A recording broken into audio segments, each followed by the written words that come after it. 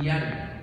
Yo aprendí mucho con esas referencias diarias, pero la realidad es que con base en 2 revisiones sistemáticas y metaanálisis de la literatura, uno no encontraría una razón válida para hacer algo.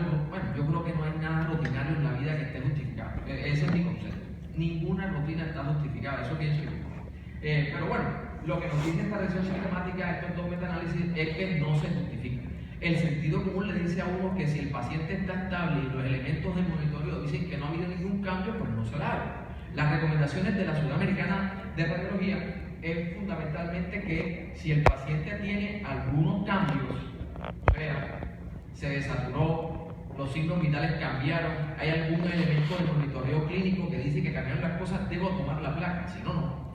Lo otro, si le hice una intervención, un procedimiento diagnóstico o terapéutico, debo tomar la placa. O si creo que ha habido un desplazamiento o una variación en alguno de los elementos invasivos que le hice al paciente, debo tomar una placa de tórax. Esto tiene que ver mucho con que de todos modos las radiografías que tomamos en cuidado intensivo son radiografías, primero, como dije, son AP. Segundo, hay elementos que interfieren con la interpretación de la radiografía. Tercero, el paciente no colabora, no puede colaborar, hacer una inspiración profunda.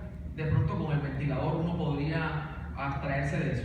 Y cuarto, lamentablemente, el escenario al cual uno se enfrenta a veces es ese en el cual ni idea de los 16 catéteres que tiene el paciente dónde están, porque la técnica, la calidad o la colaboración del paciente hacen imposible el análisis.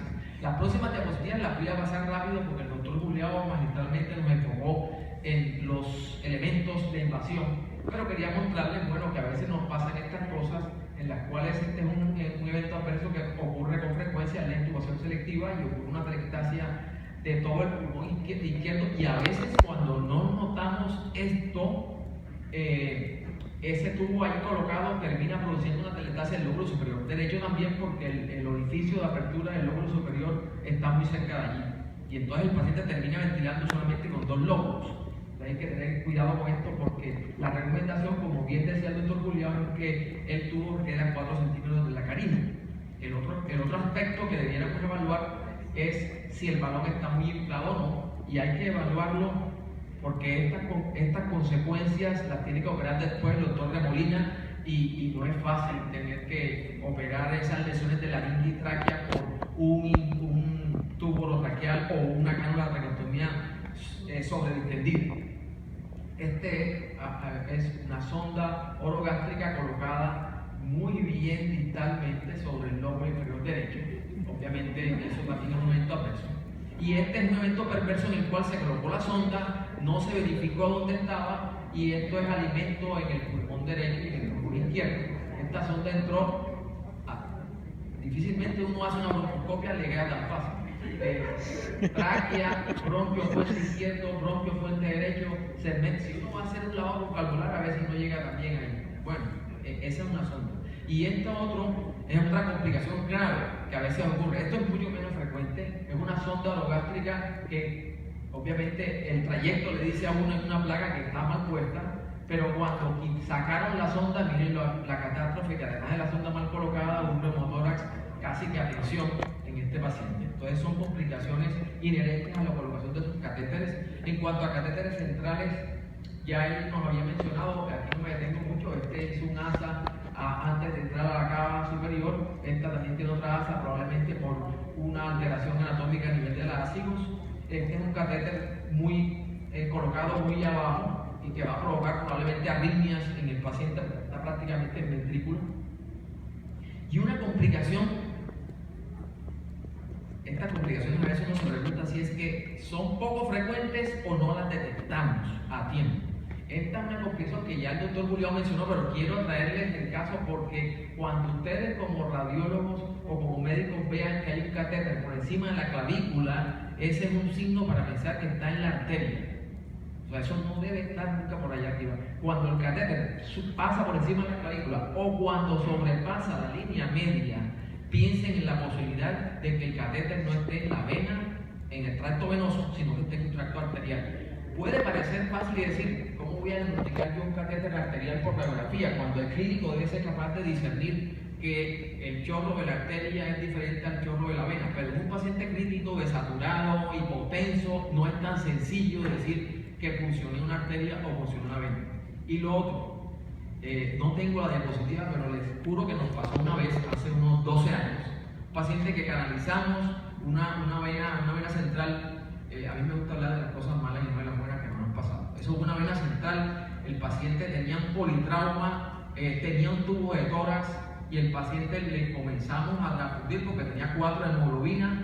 Y bueno, para cortarles el cuento, toda la sangre, el paciente seguía con 4 de hemoglobina y la sangre estaba en el tubo de tórax en ese momento.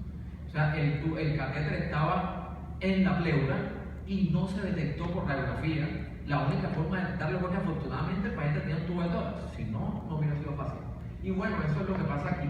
Este catéter, esta es una placa previa y esta es una placa posterior. Ustedes ven que claramente la diferencia es que el mediastino se ensanchó, el catéter está mal colocado y obviamente eso produjo una lesión vascular que produce una lesión a nivel mediastinal.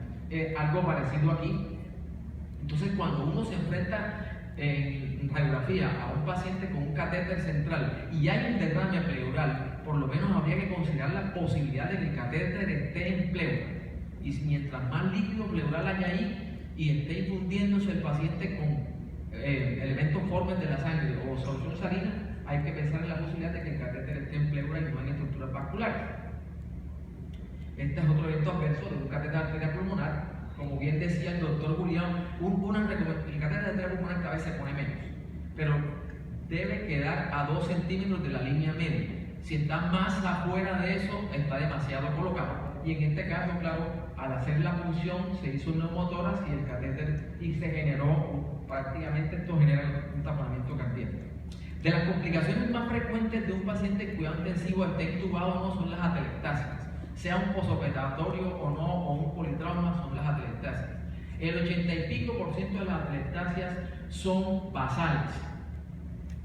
Estas son tipos de atelectasias que es importante tener en cuenta porque esto es una condición que favorece la falla respiratoria si no se manejan adecuadamente y es una condición que puede llevar a un cuadro infeccioso más adelante.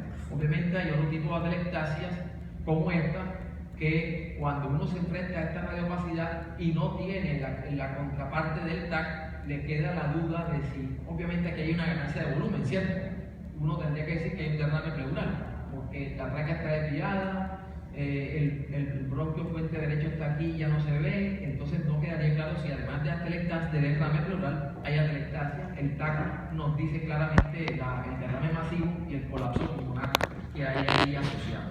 El problema es cuando nos enfrentamos a radiografías como esta, en la cual uno claramente tiene una radiopacidad, uno ve la tráquea desviada por la aorta, un paciente anciano, y el bronquio fuente izquierdo y no ve el bronquio fuente derecho. ¿Eso es colapso pulmonar con derrame? Probablemente no. ¿Eso es un cáncer o eso es un tapón de moco? Ahí no es fácil hacer la discriminación de eso y probablemente nos va a tocar todavía hacer algo de maniobras de reclutamiento pulmonar o una broncoescopia. Ojalá las radiografías fueran así, que mostraran un programa aéreo y quedaría fácil decir que este paciente tiene una neumonía del lóbulo superior. El problema es que cuando uno se enfrenta a opacidades pulmonares en cuidado crítico, en el paciente crítico, en contra de lo que todos pensamos, de 100 pacientes con opacidades pulmonares, la mayoría no son infecciosos. La gran mayoría son atelectasias, contusiones o falla cardíaca o hipervolemias. La gran mayoría, como dice, y esto es una literatura de hace mucho tiempo que incluyó más de 5.000 pacientes, de 100 pacientes con opacidades pulmonares en cuidado crítico, 20% tenían neumonía. Entonces, es un llamado a atención a que hay que pensar en otras cosas. Obviamente, siempre hay que descartar una infección, eso es válido. Y el problema es que cuando uno trata de hacer sensibilidad y especificidad en esto, uno diría, listo, una placa de tórax normal, eso pensaba yo hace 25 años, una placa de tórax normal me descarta neumonía en cuidado intensivo. Bueno, también es un estudio relativamente viejo en el cual, tratando de unir sensibilidad con especificidad, dijeron que de 100 neumonías demostradas, 8% tenían placa de tórax normal.